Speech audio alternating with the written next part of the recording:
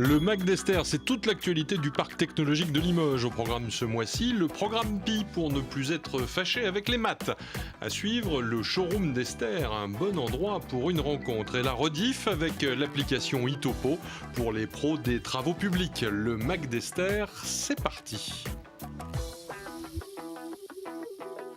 Grains Up est une jeune société limougeaude qui réalise sur mesure des parcours numériques d'évaluation et de transmission de compétences. Programme Pi travaille à une solution dédiée pour les apprentis du CFA du bâtiment à Limoges. Oui, parce que l'idée, c'est qu'à chaque fois, la surface, il faut qu'on finisse en mètre carré, donc d'une manière ou d'une autre, ça en est. Après, peut-être qu'on peut mettre plusieurs, ils ont la lecture d'un mètre.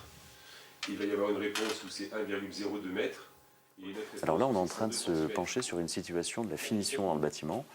Et on est en train de faire le maîtrais d'un mur, d'une pièce, de plusieurs murs, du plafond, pour trouver les quantitatifs de matières premières qui seront utiles, donc papier peint et peinture, qui seront utiles pour réaliser les travaux. Alors, quand on déroule le scénario de la situation, on se rend compte qu'il y a beaucoup de difficultés, de vocabulaire, c'est vrai, avec le maîtrais, etc.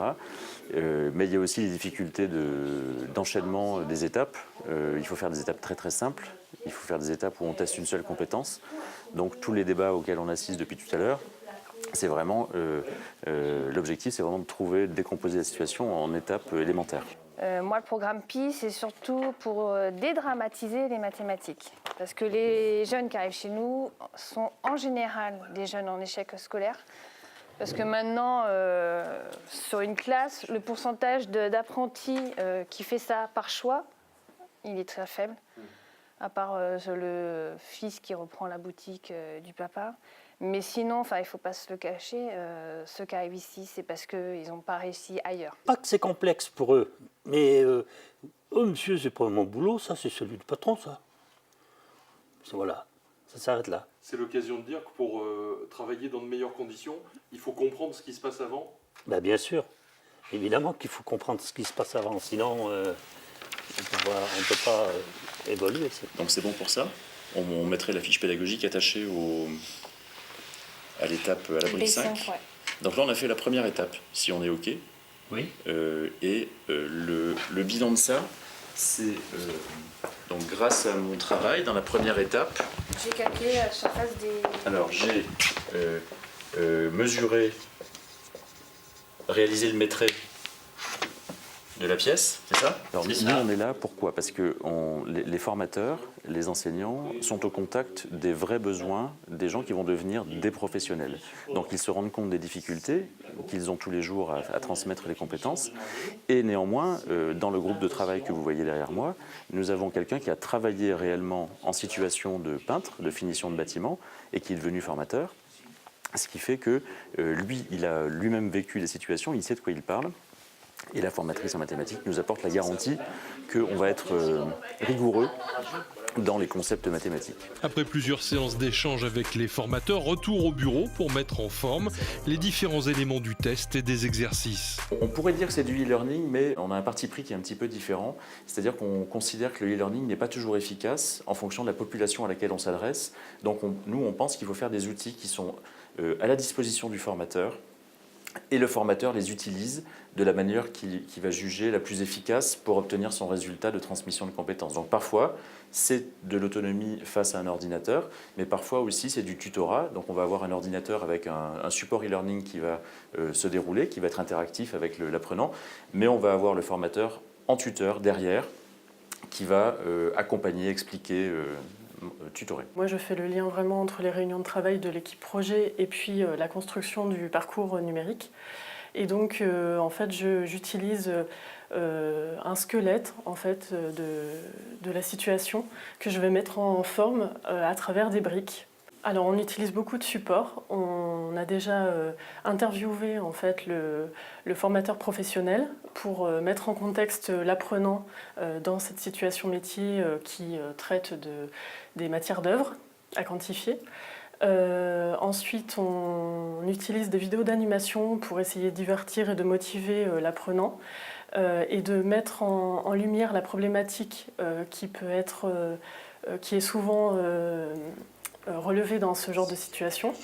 Et ensuite, on va essayer d'organiser des exercices pour les faire travailler sur cette situation concrète. On a ajusté, on a affiné, et puis on a trouvé une recette qui semble bien fonctionner, à la fois en termes de durée de l'expérience, mais aussi en termes de difficulté de contenu, en termes d'interaction, en termes d'alternance de type d'interaction.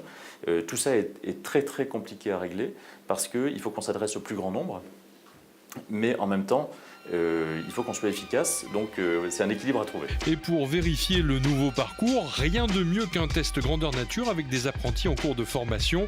Retour au CFA.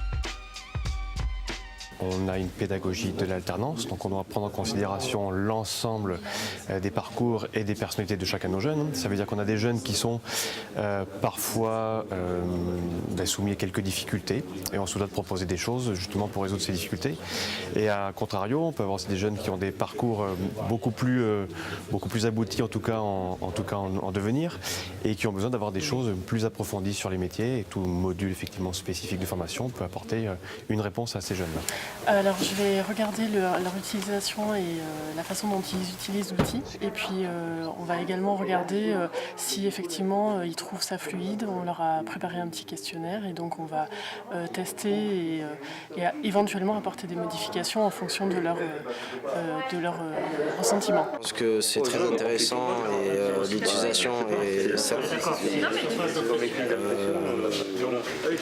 Sur la façon de calculer, je trouve aussi que c'est plus simple que la méthode jusqu'à présent. L'utilisation des outils sont simples aussi. La méthode fonctionne, elle a été validée pour plusieurs métiers, peintre, solier, commercial, boulanger, mécanicien, véhicule industriel. Une grande enseigne de bricolage va lancer l'usage des parcours adaptés aux besoins de ses vendeurs et conseillers en rayon. Aujourd'hui, avec cette référence, je suis en train de lever des fonds pour pouvoir financer le développement de l'entreprise. Qu'est-ce que ça veut dire ? Ça veut dire que d'une part, nous allons créer des nouveaux parcours qui s'adressent à de nouveaux métiers. Donc lever des fonds, ça va me servir à financer la création de ces parcours métiers, sur différents métiers. Mais aussi à commencer à commercialiser. Et commercialiser, comme on s'adresse à des cibles assez variées et très nombreuses. Il y a 1100 CFA en France. Il y a plus de 3000 organismes de formation de taille raisonnable, plus de 10 salariés en France. Donc il va falloir qu'on se muscle aussi pour pouvoir aller présenter notre innovation à ces clients-là dans un délai raisonnable, en même temps qu'on est en train de construire des contenus adaptés à leurs besoins.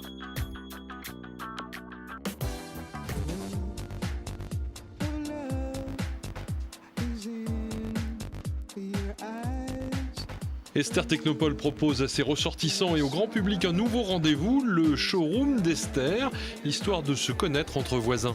On va dire qu'il y a à peu près 200 entreprises en tant que vraiment structure entrepreneuriale et à peu près 2000 personnes présentes sur le parc d'Esther. Les matériaux qui sont développés ici, les appareils, ont une dimension qui peut intéresser le monde entier et notamment beaucoup de grands groupes à l'extérieur. Donc on est tenté effectivement d'aller vers l'international et d'oublier dans notre société que nos voisins dans le parc peuvent être intéressés.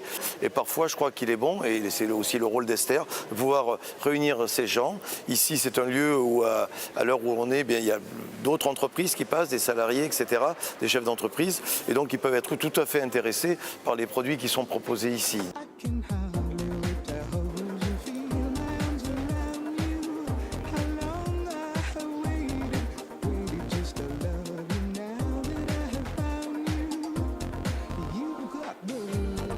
Biosorb, c'est un système 100% naturel de traitement des eaux qui est capable de fixer, on va dire, dans les eaux tout ce qui est polluant métallique et polluant organique. Donc ça peut être des métaux lourds comme le plomb, le cadmium, le chrome, des éléments un peu plus dangereux aussi comme les éléments radioactifs, uranium, radium, mais également des molécules organiques emblématiques comme le glyphosate.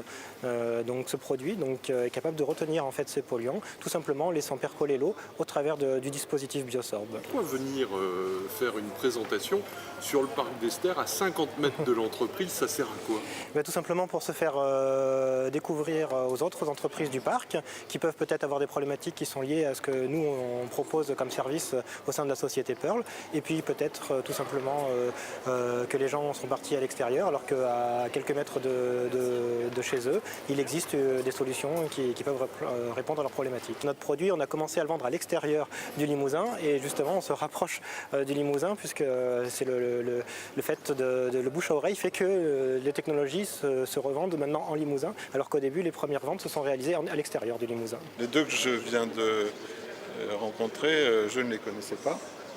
C'est pour ça qu'on est là. Et eux nous touchent d'un peu plus près parce qu'on parle beaucoup de radon dans l'architecture et on cherche toujours le moyen de s'en protéger. Donc ce que je disais, c'est que jusqu'à aujourd'hui on ventilait, on assurait une bonne ventilation pour se débarrasser du radon. Et on me dit que ça n'a pas beaucoup évolué pour ça. Tout à fait, voilà.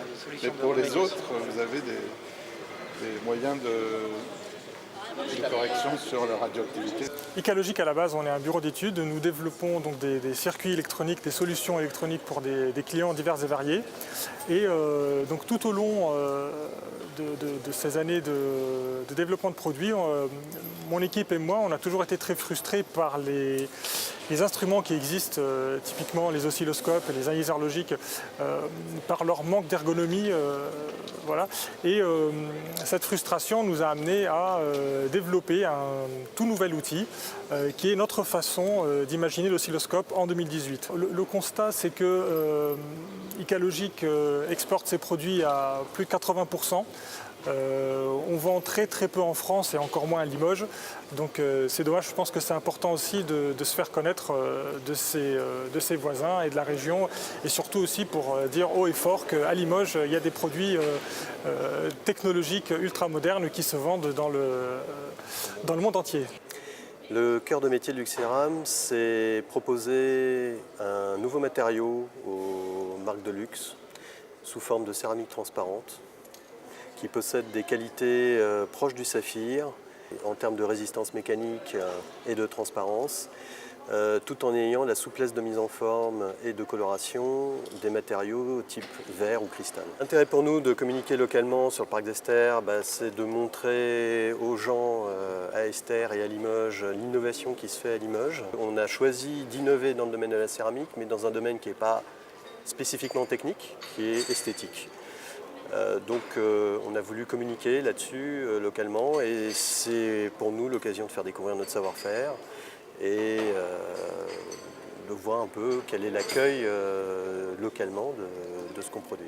Unova développe des applications mobiles et on a une branche spécialisée dans le domaine du sport. Donc on a un produit notamment qui s'appelle Happy Coach, qui est en fait une solution pour les entraîneurs qui permet de résoudre un problème simple, c'est comment, quand je suis entraîneur, je peux savoir qui va être là le soir à l'entraînement. On se rend compte qu'on commence à être connu dans la France avec des clubs qui utilisent nos applications, mais finalement, dans la région de Limoges, on n'est pas forcément référencé par rapport à toutes les entreprises du coin. Donc c'était intéressant pour nous de faire connaître notre service, puisqu'en plus Happy Coach, c'est un produit qui parle à tout le monde, puisque tout le monde fait partie d'une association, ou tout le monde connaît quelqu'un qui fait partie d'une association, donc tout le monde se sent concerné par ce produit qui est Happy Coach. Le showroom d'Ester sera proposé 3 à 4 fois par an et 4 entreprises participeront à chaque fois à ce rendez-vous.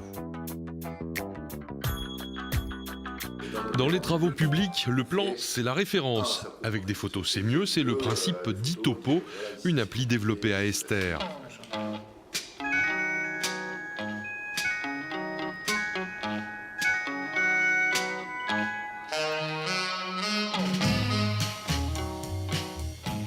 La première version était une version opérationnelle, mais qu'on peut qualifier de prototype. C'est une Itopo, je rappelle que c'est une idée qui vient du terrain, imaginée par un entrepreneur de travaux publics, qui a donc fait les premiers développements et qui a pu tester l'outil sur ses propres structures, ses propres entreprises de travaux publics. Nous l'avons développé commercialement et il y a une 50aine de contributeurs à l'heure actuelle qui ont testé cet outil. Je parle de prototype parce que les fonctionnalités étaient limitées. La version 2 est là pour amener de nouvelles fonctionnalités afin que l'outil se développe plus rapidement. On va rendre l'outil plus ergonomique et surtout, on va essayer de faire d'Itopo un outil de suivi de chantier. Et pour bien commencer, le chantier est créé dans la base de données au bureau. L'application mobile, on la verra tout à l'heure. Maintenant que j'ai créé mon chantier, ce chantier apparaît sur mon téléphone et sur le téléphone de tous mes collaborateurs, ce qui me permet deux fonctionnalités sur l'outil mobile, à la fois et surtout d'ailleurs de prendre des photos, c'est-à-dire de qualifier mon chantier en prenant des photos sur place, mais également d'avoir accès à l'intégralité de la base de données. Je pourrais donc faire mon suivi de chantier directement sur le chantier, si j'ai fait un point d'arrêt, si je ne suis pas allé sur le chantier depuis un mois, si d'autres intervenants ont travaillé sur cette zone-là, je pourrais retrouver les photos. Mais également, dans la phase même d'étude préalable, si je me rends sur place pour voir comment je vais pouvoir intervenir à tel ou tel secteur, je peux consulter la base pour voir s'il y a des photos pour m'aider à appréhender mon chantier.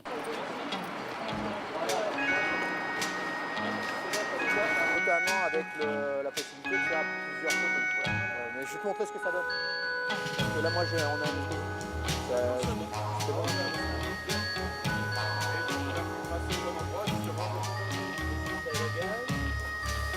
Et là, le grillage rouge, c'est fait pour... c'est pourquoi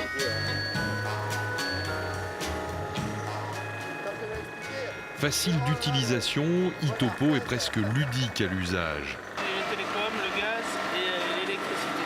Ok. Il y a le gaz aussi? Oui, c'est le tuyau que tu vois là. Ah ouais, quand même. Finalement, c'est assez rapide à faire. Ouais. Seulement quoi, une minute ou deux, mais ça se prend à main facilement. Ouais, très. Franchement, moi j'ai pas eu de problème, quoi. C'était pas compliqué, quoi. On m'a montré comment ça marchait, on m'a expliqué. Et ensuite, il y a qu'à prendre une photo, bien décliner sur le plan où c'est qu'on est, tout ça, pour savoir le chantier où il est, quoi. Et après, on enregistre les réseaux qu'on a, le gaz, l'EDF, tout ça. Et après, on envoie et c'est bon.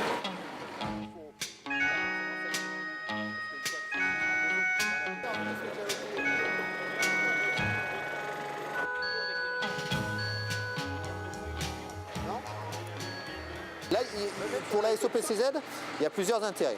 Eux, ça leur permet d'archiver toutes leurs données par rapport à leurs interventions et leurs clients, en l'occurrence ici la ville de Limoges.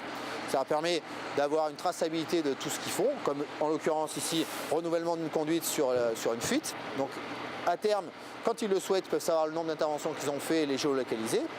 Et surtout, comme on le disait tout à l'heure, c'est que cette information-là, là on est venu travailler sur de l'eau potable, mais c'est une information qui est intéressante si quelqu'un repasse ici pour du gaz, si on repasse pour du télécom, si on repasse pour l'électricité, puisqu'il y a tous les réseaux qui sont concernés ici. Donc demain, il y a, je ne sais pas, Dorsal envisage de mettre de la fibre optique ici. L'entreprise de travaux publics qui interviendra pour mettre la fibre optique pourra se servir de la photo qui a été prise par la SOPCZ pour avoir un complément d'information par rapport à ce qu'ils appellent les DT et DICT, c'est-à-dire les plans qu'on leur fournira. Ils auront en plus des photos qui illustreront la nature du sol et des réseaux. La version 2 de Itopo sera lancée avant l'été avec pour objectif de démarrer la commercialisation nationale dans la foulée.